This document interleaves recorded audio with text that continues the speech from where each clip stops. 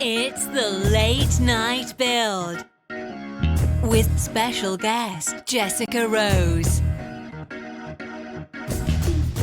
Musical guest Mynah Marie, aka Earth to Abigail. And your host, the bald bearded builder himself, Michael Jolley.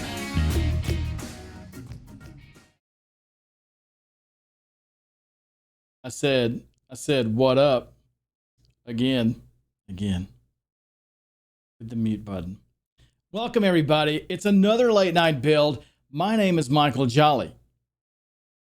I'm so glad you're here. Listen, we've got a great night planned for you. We have some great guests, a lot of stuff to cover. It's a big night. We're talking about imposter syndrome. Have you ever dealt with imposter syndrome? I'm checking out chat. You let me know if you have, because I know I deal with it. It's something I think a lot of us deal with, especially like in this time of, the Rona. We got the Rona imposter syndromes, which are just, worse than the regular imposter syndromes. Like there's a scale. Why am I trying to I'm not trying to gatekeep your imposter syndrome. You can have non-Rona imposter syndrome too. I don't care. You're loved here. We heart you. Anywho, yeah, we've all dealt with it. Whether you did boot camp stuff, whether you went to college, whether you were a self-taught developer, and really not even a developer, just in life. A lot of times we deal with that kind of stuff. We're going to talk to Jessica Rose, who is amazing. I can't wait to have her on. She's a great guest. She's actually in chat to talk with us as well. So welcome, Jessica. We're glad you're here tonight. And then also we've got the awesome Mynah Marie. Earth to Abigail is back. It's our first musical guest to come back for a second appearance. If you were here the first time she was here, you know why we invited her back. Her performance was amazing. It was just, I don't know why I had to do that, but you get it. You know what I mean? It was really good. That's what that means. If you was mind blown. That's anywho. Welcome in. I'm so glad you're here. I have been waiting all week for this show. I love hanging out with all of you. Is there anything else? Michael, is there anything else? Let me just go ahead and tell you. Can I just go ahead, and this is technically the opening monologue, but can I just tell you about something that's kind of cool? Did you know that we have a developer spotlight program at Vonage? That's right. That's what we do. What is that, Michael? Well, I'm glad you asked. I was just waiting for it. It actually is a program where we will pay you to write blogs for us. If you have an idea of a blog post you want to write that includes the Vonage APIs, get in touch with us. You can do !Voyagers in chat. It'll tell you a little bit about it and give you a link to learn more and possibly sign up. And we'll reach out to you, and you could potentially earn like $500 per blog post, or you can give that to charity. Hey, we're here for you. How do you want it? Sorry, I apologize for that one. Listen, let's get started. Glad you're here. You ready? Is everybody ready? I mean, I'm pretty pumped about this.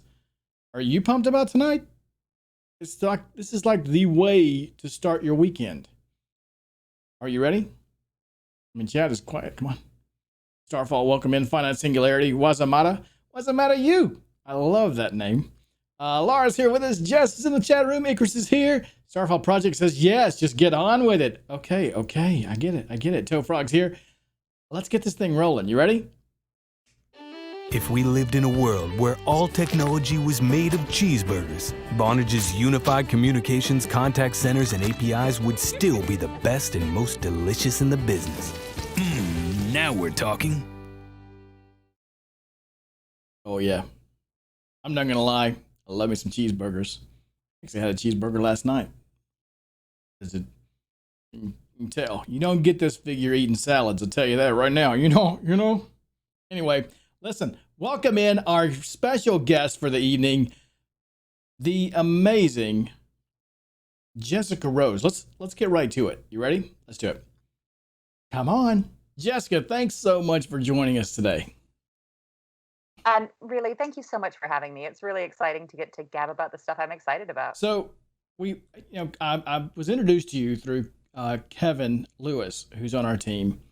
And Oh, can we say something nice sure, about Kevin well, briefly? is there something to Kevin is say? such an exceptional young I man. don't know. I don't know if there's anything nice you can say about Kevin. I mean, if we just want to lie, he's a great guy, I guess. No, Kevin is great. Yeah, Yes. you're absolutely right. For those of you, out in internet land who haven't met Kevin Lewis or been graced by the presence of Kevin Lewis in some way, I often politely argue that he's the nicest gentleman in technology. He is a special breed, that's for sure. I like Kevin a lot. Super glad he's on our team. He helps out a lot and gets just amazing the stuff he puts out. I'll warn you though, I used to be a teacher and I'm absolutely shameless where whenever you say the name of somebody I know, I'll just give you like 30 seconds, a minute and a half of ranting like, oh, so-and-so's just so lovely. You know, they have a dog. They have a dog. Kevin He does. That's probably not what's most valuable for folks who are here today. Oh, he's got a new baby too. A new baby Yeah, and a dog. dog. Like 2 babies. Babies. Yeah, it's perfect.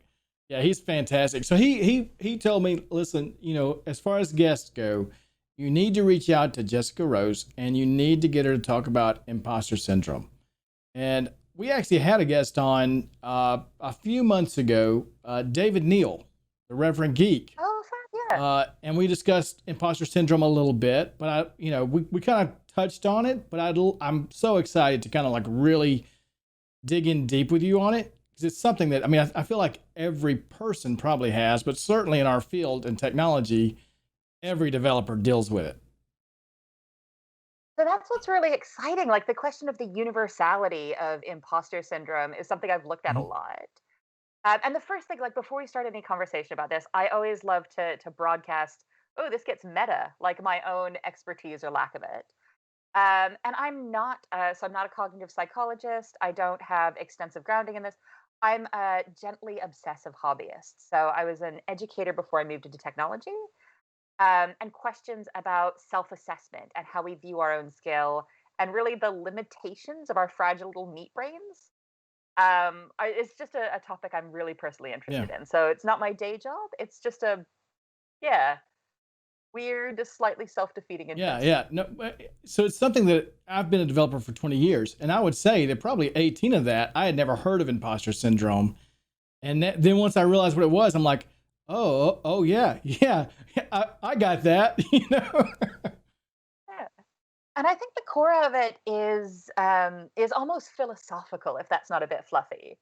So the philosophical question of like, can you measure a tool by itself? Anything you observe through its own lens is changed by that. We're garbage at self-assessment. Like our brains aren't able to accurately hold on to how good they are at things or how rubbish they are at things. And I just think that's so cool. Yeah. Like your brain's always going to give you bad data about your brain. Yeah, I love the way you worded that. Like, can you assess like a tool by itself? Like, you know, how valuable is a hammer outside of seeing what it's done and what you can do with it? And that's interesting. Yeah. It's a specific philosophical question that comes from a specific French philosopher. But I just, right before this call, got nailed for mispronouncing a French philosopher's name. So now I'm just like, no, trust us. He's French, and that guy said it. Trust us. Like, yeah, he's super good. And yeah, I'm always really interested in this. So the question of why can't we measure our own assessment isn't something that I've dug that far into. Where I'm just like, cool. Our brains are bucky. They're bad at this. Like we don't have a console log for why we can't comprehend our own depth or shallowness. Yeah. I think that's been really easy for me to accept. Yeah. But maybe for folks who hadn't seen the previous stream you did on imposter syndrome, do you want to chat a little bit about sort of how you understand that, like what that means to you? So yeah, I think from my perspective, it was more so this. I don't want to say constant, but it was always around that in some way I'm not as good as a developer as others. And specifically talking in the terms of the tech field, right? So like I'm not as good of a developer as these other people around me. The other people on my team are so much better than me. I struggle with this, you know, I'm having to put console logs everywhere. They seem to have commits all the time, and they're putting out a lot more commits than I am.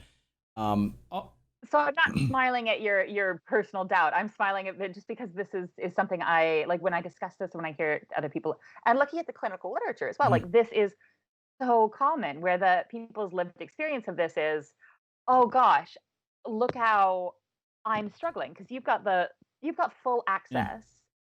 I mean, not full. Memory doesn't work like that. Our memories are also buggy in different ways. But in the moment, you've got full access to your full lived Mhm. experience. You can feel all your doubts. You can feel all your Mhm. fears, but you don't necessarily perform them in ways that communicate them to other Mhm. people.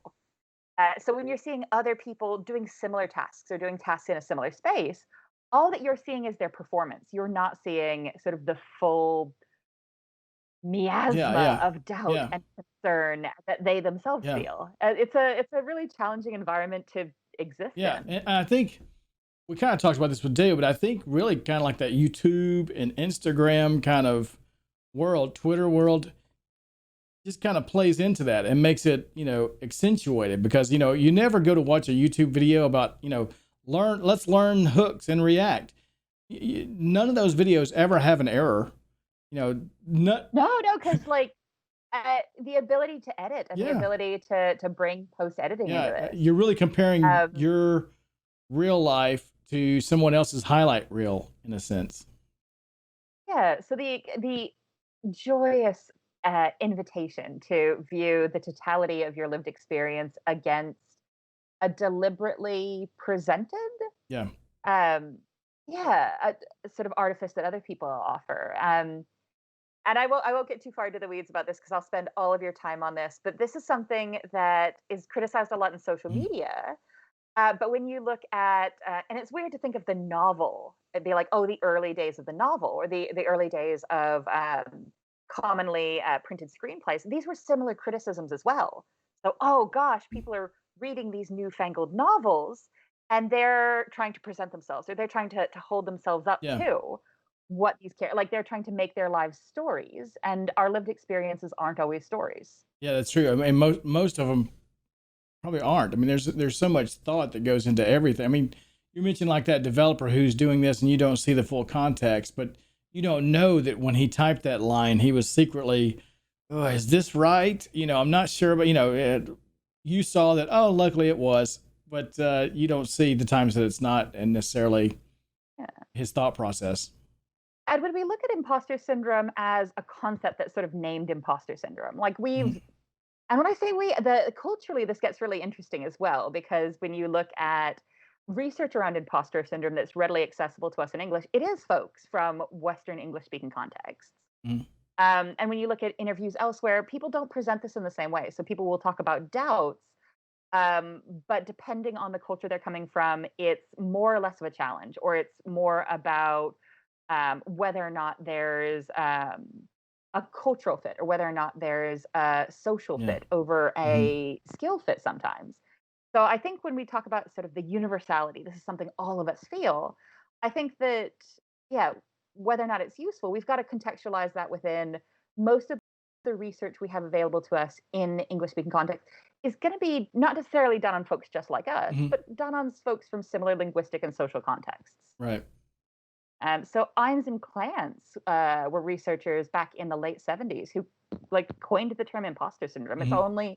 It's been around for ages. We're Wow. garbage of self-assessment. But this term for it and this really focused research around it is incredibly new.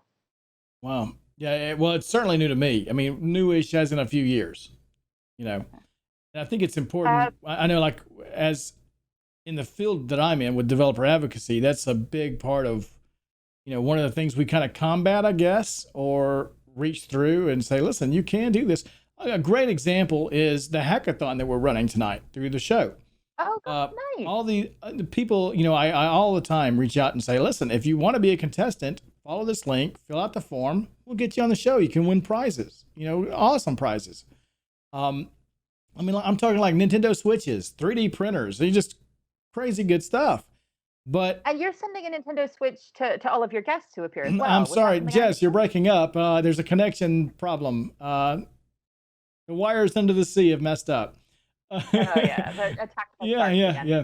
So it's amazing to me, like how many times I hear, and it's almost every time I mention that link to sign up, someone say, oh, maybe if I was better at JavaScript or C Sharp, or, oh, I'll be there if you want to see an example of how to write bad code, and from my perspective, I'm like, look, just come have fun. Who cares how good you do? Just have fun and learn something, and So, yeah, I'm gonna dig into this a little bit more because this is something. So I'm not gonna oversight. I'm a huge word. Oh, I was gonna do the same thing. Like, oh, I'm just a huge nerd.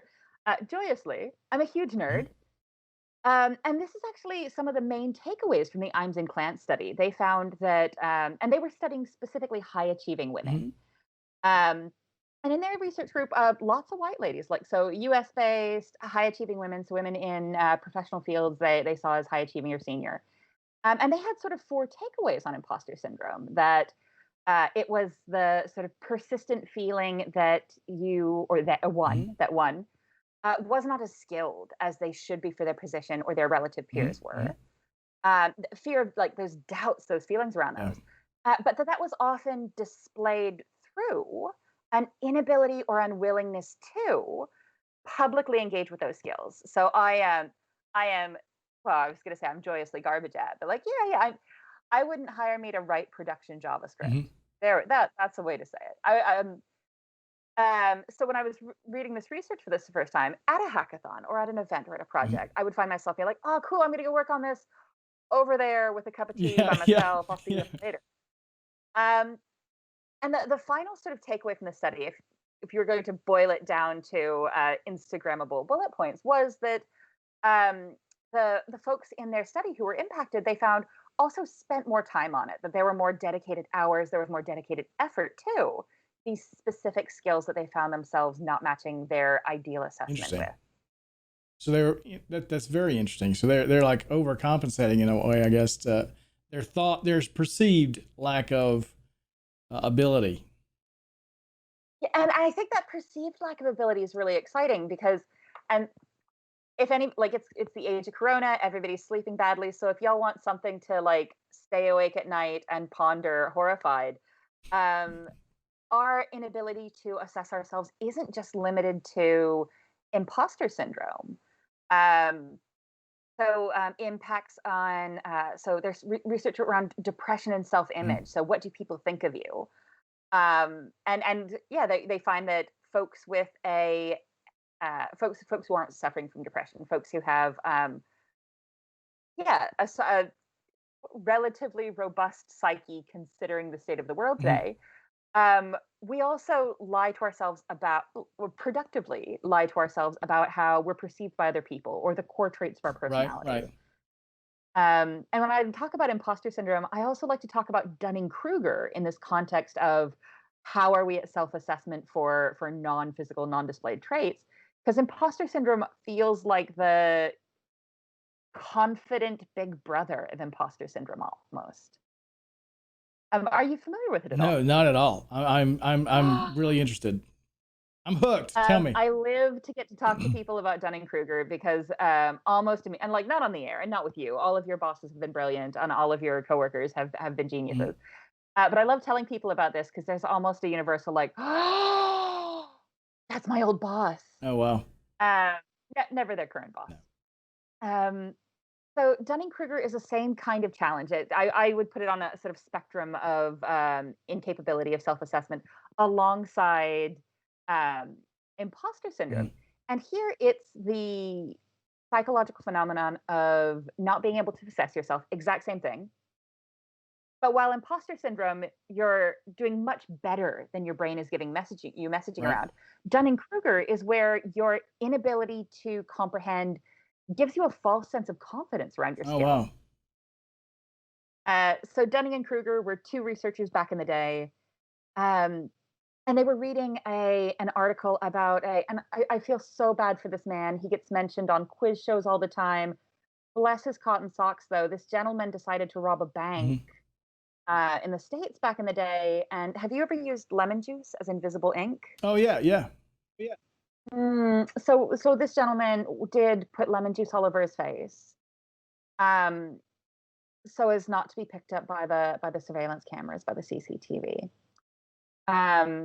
And he went in to go ahead and rob that bank, Mhm. and expressed some surprise upon being arrested later. And these researchers, Dunning-Kruger, were reading about this or watching Mhm. this or however people got their news in the 90s. And they were just like, oh, damn, do you think stupid people know they're stupid? Mhm. So ran, like they had access to I can go funding ahead and and they answer had access no. to, No is the answer. exactly, yeah. So they gave folks sort of an wide-reaching aptitude test, and then before giving them the results individually, they were like, "Hey, go ahead and plot on this graph where you think you did relative to your Mhm. peers." And I could only imagine with like a self-expected smirk that would sour the results. Um, but they found that folks who were in the lowest quartile, the lowest performing Mhm. quarter, rated themselves the Oh, highest. wow. And you have sort of an inverse X, and it's not a nice even X. It's not like justice in the Yeah. world, but people who were the highest performing tended to slightly understate their Mhm. ability, where people on the lowest performing, the lowest skill, like way overstated it. And this was incredible to me. Their Yeah. big takeaways were that, and they were sweetie pie stupid, which is really unfair because it's not about cognitive Right, right. ability. It's about skill. It's about, so they were like, hey, the unskilled genuinely, God bless them, have no idea that they're unskilled. Mhm. Their inability to see this, to see skill and assess it extends beyond them. So not only are they unable to see how much they suck at this, if you're good at it, they genuinely can't see the value in you being good at it. They have no idea that you're good at this and they're rubbish. Yeah. And that this is sort of a chronic condition that they, like folks impacted by this, can, if they self identify, move past this, but they kind of have to self identify on their own. It's interesting. It reminds me, there's like tons of sayings, I think, around the world, but it basically boils down to like the more you know, the more you realize you don't know. It almost seems like, the more these skilled people are skilled, they realize, oh, there's so much more that I don't know.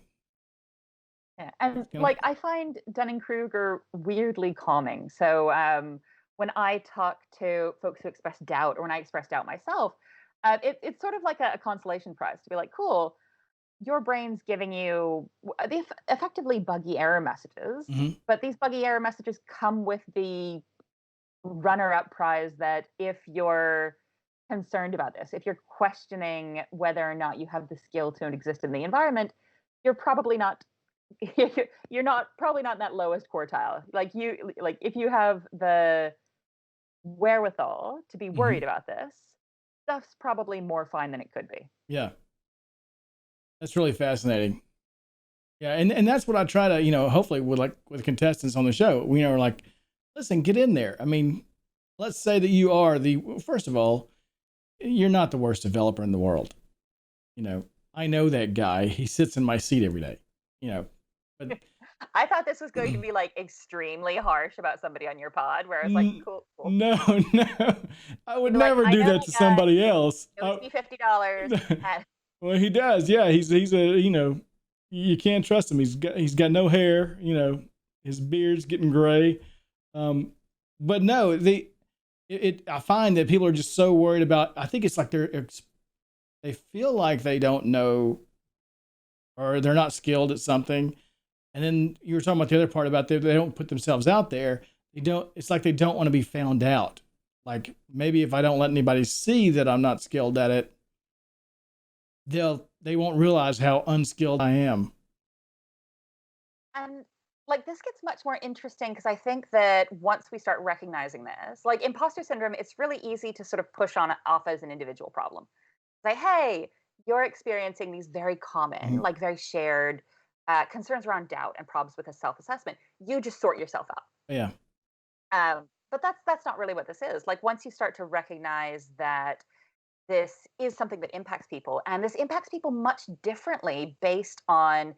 demographics. So, and I don't think that I'm not an essentialist. I don't believe that there's something inherently different about the female brain, or inherently different about like if this is a nature versus nurture question Mhm. on like how different groups deal with imposter syndrome. Um, I'd go ahead and go with culture, like over either of those. As so, I'd say culture, Yeah. nurture, and the idea that there's an essential difference physiologically in the way we doubt and the way we present ourselves and put ourselves Hmm. forward. I like doesn't feel very Yeah. productive. But it becomes an organizational design problem very quickly. So this is um, coming from Imes and Clance, where primarily studied this in women, and then going on to the research by Vera Vasquez and Corona in 2006, focusing on women of Hmm. color. We are seeing that folks from who are underrepresented in the environments they exist within have a harder time with Sure. this. And I think a lot of that is about validation, and I think a lot of that's about either explicit discrimination, which is like Hmm. direct and easy to counter, but rarer than just systems not being built to suit everybody. Once we look at things like, hey, some people aren't putting themselves forward, this becomes an organizational design Hmm. problem, which is like very, very interesting. Um, Oftentimes you'll hear people in employment contexts cite that, oh, men tend to put themselves forward Hmm. when they meet 60% of the requirements and women have to meet all of Hmm. them. And that comes out of an internal HP study from a while back. So they were looking at like who was applying internally for promotions. And I see this kicked around a lot to be like, oh, so believe in yourself more. And I'm like, well, no, that's not the takeaway here. Like, yeah, sure, believe in yourself more if that's valuable for you, but you believing yourself more doesn't change sort of the water you swim through, doesn't change the system you Right. exist within. So believe in yourself more, but then on the employer side or on the Hmm. interviewer side, um, looking at the research around how do we shape these experiences that are more inclusive becomes the responsibility of folks who are guarding those gates. Right. Yeah. And I mean, I think it's the thing is like trying to explain to an organization how it would really benefit them to do that. I mean, a lot of times you think, well, it's not broken, for us. We're here, something must be okay. And like part of that, and this sounds oh no, why I'm a million years old. I'm old enough to be mean. And with hiring as a specific example, almost everybody's bad at hiring. Like it's I don't get it. It's weird to me, but I was going to say especially in technology, but I've worked other industries. Everyone's bad at Mhm. hiring. Um, so coming in to say we need to radically rethink this. I mean, yes, obviously, most folks know that their hiring systems are a mess, but we need to radically rethink this, bringing in these components or bringing in this tooling or bringing in these metrics around like continuous improvement Mhm. here. Um, Seems like a big ask for folks who are guarding the systems when the core of the system, emailing people when you don't want to interview them, or like making sure like Yeah. just the basic functions are just not being met Yeah. already. And I think, certainly probably like an imposter syndrome probably plays into that with the hiring people and the managers. I mean, if you have people who are, I don't want to bring them on because I think they're better than me, and I don't want them to take my job, or, you know, they're different managers. Some of them are awesome about that. Like, let's, elevate the team with somebody great. But there are those who are like so insecure in themselves, they can't. And I know that most of this conversation I've been having with you and with our dear listeners, dear streamers, dear Viewers, Twitchers, Twitchers. I like Twitchers. cool, um, has got a thing because I'm just coming on and in like a really happy voice, be like, "Good news, your brain is garbage. You can't fix it." And by the way, being aware of imposter syndrome doesn't really do anything to forestall it. Now you'll just be like, "Oh, this is what this is. It Yeah, still feels I've bad." got another problem.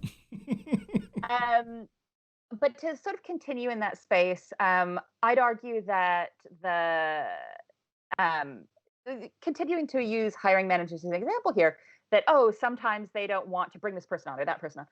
I might again argue against that. Like I bad intentions exist. People Mhm. doing crappy things is real. But I think that that makes it really easy for us as individuals and for folks within systems to say, oh, well, there's just those bad people doing that. Mhm. Where a big part of this again is your brain just being garbage. So your brain is a huge interconnected web of biases. Um, and oh, can I swear? I can't swear on this. No, you can't swear. Where How I dare you? would politely, and if the pubs are ever open safely again, I will argue at length that most evolutionary psychology research is absolute hot garbage. Um, the question of like why we develop these shortcuts in our brain, these biases. I've seen this or I've Mhm. heard this. I'm going to default to this in the future. This is a common cultural practice. I'm just going to assume people mirror this cultural belief. Mhm. Um, but like we separating out bad intent and the idea of bad people Mhm. from this web of bias we exist in, I think gets to be really, really useful. Yeah. Like nobody thinks they're a bad person. One of Right. the most important parts of a healthy functioning psyche is like to protect us. Our brains, our mental projections of ourselves want to keep us safe. We're not a bad person. Mhm. And that's how a lot of bad things can happen. You're like, I'm not a bad person. I'm just justification. Yeah. Well, I'm not a bad person. I'm just running these unexamined biases. Um, and the challenge here is that you can't really like you can examine them and you should. Like the idea of personal very moral, like, oh, the idea of consistent personal growth and like what is a personal framework for ethics look like for you, but that's a different talk and y'all don't want that. Um like examining these on an individual level so useful, but again, looking at these in a systemic way. So what are the actual outputs Mhm. of this? How do different people perform in these processes we're putting forward? Hey, is like and looking out for those bad people, like not Yeah. bad Yeah. people, looking out for those people who produce Yeah. bad results. So, oh wow, you know what? Dave does a lot of interviewing, and Dave has never passed someone. Like we get a lot of people from the Netherlands interviewing, and like nobody from the Netherlands has ever made it through one of Dave's interviews. Like Yeah. maybe Dave doesn't get to interview. Yeah. That's interesting. Yeah, it's a good idea. And so I what I hear is there is like personal responsibility to like reflect and kind of believe in yourself, as you said, and try to grow and identify those biases and correct them. Then there's also those systemic changes that need to happen, whether it's organizations, political organizations, family, whatever, workplaces, teams. We need to be examining ourselves there to make sure we're not hindering others in that way. Yeah, and I think that that gets to be really interesting. So, and part of biases is almost everybody thinks they're right all the time. Like it's a mess. I totally don't get why, but like I think it's the sort of we are our own like we are the same. We've got the full length of our lived Mhm. experiences. Our psyche is spending a lot of time protecting us. Yeah, you're right. Yeah, you're a good person. So I really like this sort of consistent process of examining this. So like, hey, I think this or I made this decision. Why? What do I want to dig Mhm. into? It's going to be a weird thing to drop during a stream on Technodrome. But I really like the way Bell Hooks examines this in her Mhm. writing, where she'll take a lot of very personal, introspective looks at like class or personal Mhm. relationships, and then intersperse those with here's some research, here's how I've seen this play out in lived experience. I think that's really, really Yeah. valuable. I really like to see people. It's not my business, but like I like the idea of people doing work in that Yeah, space. that's interesting to kind of examine why you made that decision. We do that. Like I know I was recently involved with a hiring process here, and I know that after the fact we came back and said, okay, what, who were you like, ranking your top interviewees, I guess, and there was really some thought process involved in, why that one over this one? Was it skill? Was it this? Was it personality? Why do you think that person, did you get the impression that this, or it was really helpful, as far as first of all, I was really kind of proud of our team for being really responsible and thinking through these kind of questions. But then also I'm like, boy, that I think this is, I've been doing hiring in tech for a long time, but I think just even going through a process like that, it was like really helpful to say, yeah, why did I feel that way? Why did that get more comfortable with that, more comfortable with that interviewee than the other? And the other, maybe has a better skill set. You know, it was fascinating. Yeah. So I don't want to go too far into the weeds on Yeah. hiring, but because I've done a lot of work in what I love consulting and hiring myself. And like I've been interested for a long time specifically on how hiring intersects with Mhm. self-assessment, assessment of others, how we like how we Right. how we cope with biases or don't. Just because it's something that's so Mhm. visceral. Almost everyone we're speaking to this evening is going to hire or be hired.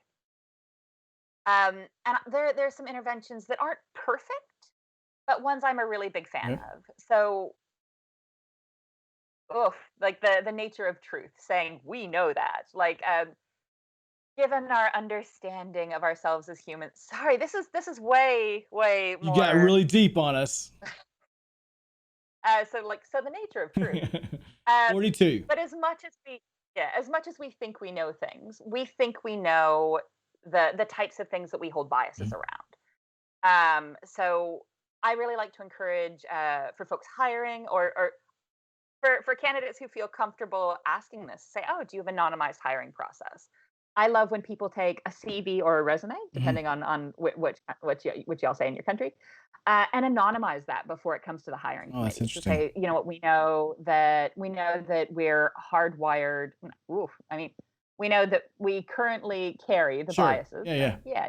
yeah, that's less essential. Like so, we carry biases around gender and Mhm. race and class and age.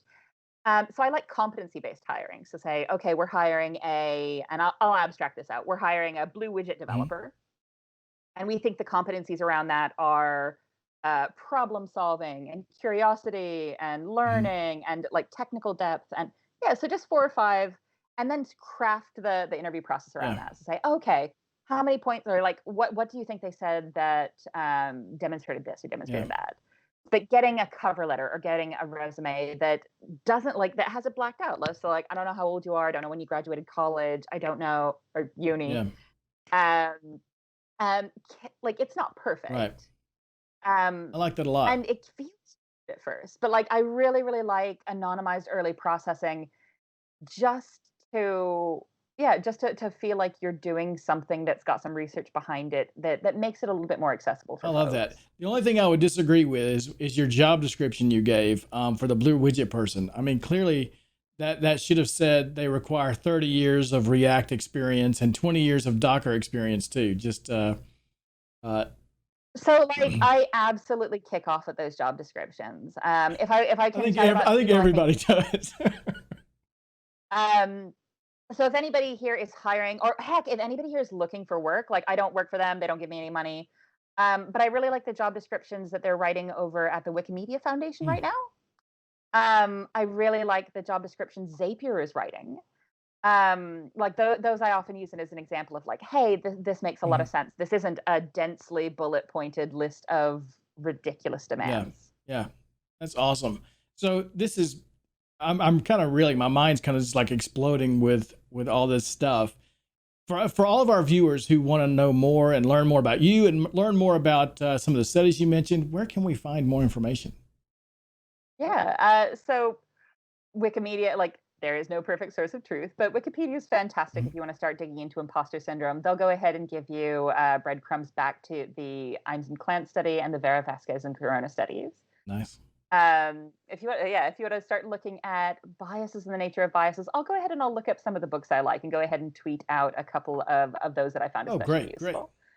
And you can find me on Twitter here. I don't know how Yeah, great Twitch is for screen readers, so if you can't see that, I'm Jesslyn Rose. awesome. Thanks so much for hanging out with us, Jessica. Thank you so much for indulging me, and thank you all so much for This joining was a me. blast. And we'll get back to our hackathon. Thanks, everybody. Good luck. Hey, guess what? This is not the hackathon you are looking for. That's my Jedi mind trick. Did a little late. Now maybe I shouldn't. I'm a professional. You're a professional. But wasn't that a great talk? Jessica was amazing. My mind has. I think Jessica. What? Oh, sorry. Were we streaming? Oh yeah.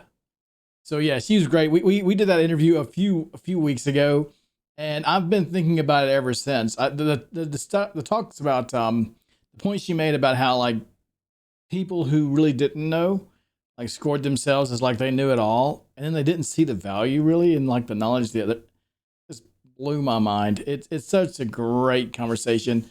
And Jessica, who is in chat, by the way, so eloquently, I cannot believe I used a word that big. I've been practicing it all week. Eloquently, nailed it. Discussed the whole thing with us, and boy, it was so good. I hope we can have Jessica back in the future to talk about it a little more. I see a lot of our new friends have come in to chat with us. I'm so glad you're all here. For the gym, ring us up. Sponge, did I say that right? I probably screwed that up too. This guy, good to see you. Lily Hazel's here. Good to see you as always. Lolo, Lauren's in the house. Hey, did I mention there's no hackathon? There's not. Which means I get to keep the prize. Yes. I knew I could figure this out. Get myself a new Nintendo. That's right. I'm going to be Zeldaing it up. Zeldaing it. I just use Zelda as a verb. It's such a great game. It should be a verb, a noun, an adjective. Zelda is amazing. Yeah, it was so good. So listen, but we don't have a hackathon going on this week, but we should in 2 weeks. If you would like to compete on our hackathon, it's just to have a good time. Don't feel pressure. We don't even share the scores. It's just a chance to win a prize, have some fun, build something cool with the Vonage APIs. Hit exclamation deploy in chat. That will give you a link to a form you can fill out to be a contestant. We will reach out to you and get you scheduled for a future show because you're amazing and we want to see your pretty face and give you a chance to win a cool prize. Zeldally. Exactly. So yeah, hit exclamation deploy in chat to get the link to be able to sign up for the hackathon in the future. Now that your mind has been blown by the amazing Jessica Rose, scoop it all back up, put it back in there, because now you're going to be entertained by the amazing Mynah Marie, aka Earth to Abigail. Mynah was on our stream a month and a half ago. I'm guessing 2 months. Time is it's the Rona. I've got Rona time right now. It all blurs together. But she makes music with code in Sonic Pi, and it is legit. It is like the ultimate. Like if you want to sit down and write some code for an hour or two, it is the ultimate code music. You can find her stuff on all of the music platforms, the Spotifys and the Widgimawats, and I think that's actually a platform maybe. But you can find her all there. And if you're interested in her music, please go check out her Patreon and consider sponsoring her music so she can keep making it for us. And without further ado, did I say that right? I'm from Alabama. We just got words like earlier this year, so I don't have to know them all. And I certainly don't have to pronounce them correctly. Ladies and gentlemen, Mynah Marie, a.k.a. Earth to Abigail.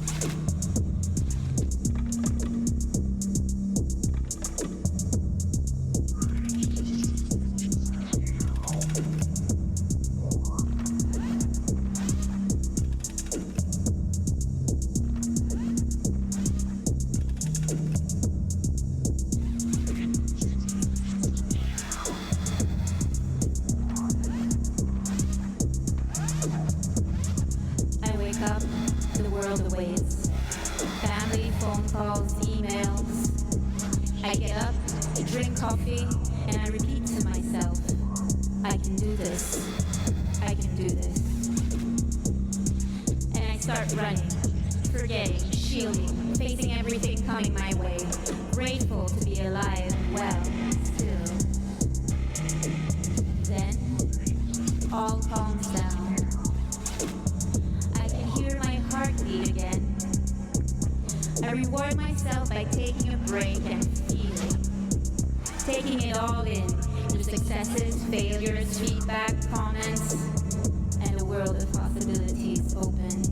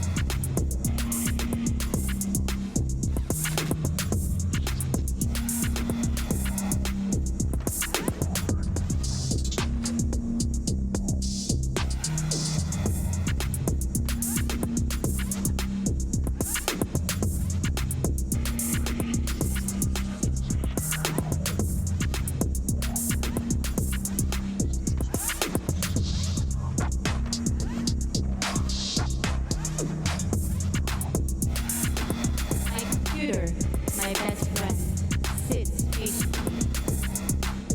The time has come. I feel the rush starting to build up inside me. I feel my fingertips itching to be reunited to the keys. I sit, roll one, start jamming. Adrenaline rushes through my veins. Electricity making connections in my brain through my fingers. Same electricity running through the wires. The internet is my home. My terminal is my bedroom where words manifest sounds and colors. Nothing else matters now. What was I so worried about? All this bullshit going on in my head? Those fears, those voices, always talking, always rambling about how not good enough I am? They don't matter now. They don't exist. Through this connection at my fingertips, I can finally breathe. The music is fast-paced, the code is flying, but I breathe. I go on for what feels like an eternity, but all good things must end. At some point, the wave comes down. Short circuits, broken pipes. From one bug to the next, the connection is lost. Internal server error. From there, I have two choices. I cry from the fall where I feel grateful for my time flying. Tomorrow is another day. There is always time to come back and ride the wave. This is not over. But right now, the world needs me. I unplug. The memories allow me to keep breathing. I'm ready.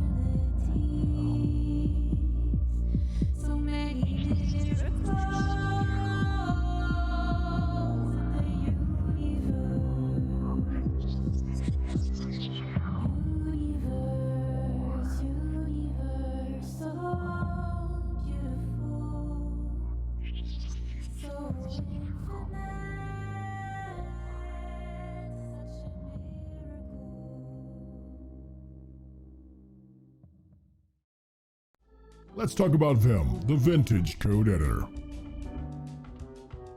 Who needs newfangled extensions? We've been writing code and stealing souls since 1920.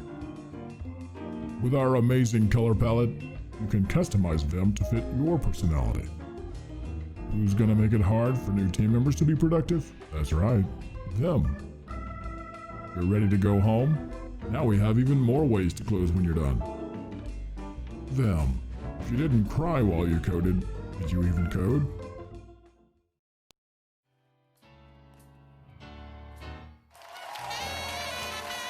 What a great time. I hope you enjoyed yourself as much as I did. Thank you so much to Jessica and Mynah for joining us tonight and just bringing the heat. It was amazing. That musical performance was just wow. Listen, I'm so glad you're here. Listen, thanks for coming by. If you didn't know, we love to hang out with you off stream in our community Slack. Do !Slack in chat to get the link to join the Vonage community Slack. It's a great place to hang out, help each other, and just chat and have a good time.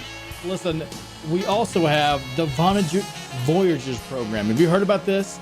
It's kind of like our what do we call this? Do Voyagers in chat, and I can just read that. No, listen, it's a great leadership. No, it's not just a team of great people that we are working with to further their careers, help them build great things, provide great swag. I'm in it for the stickers. You hear? You dig it? Yeah. Listen, check that out if you're interested.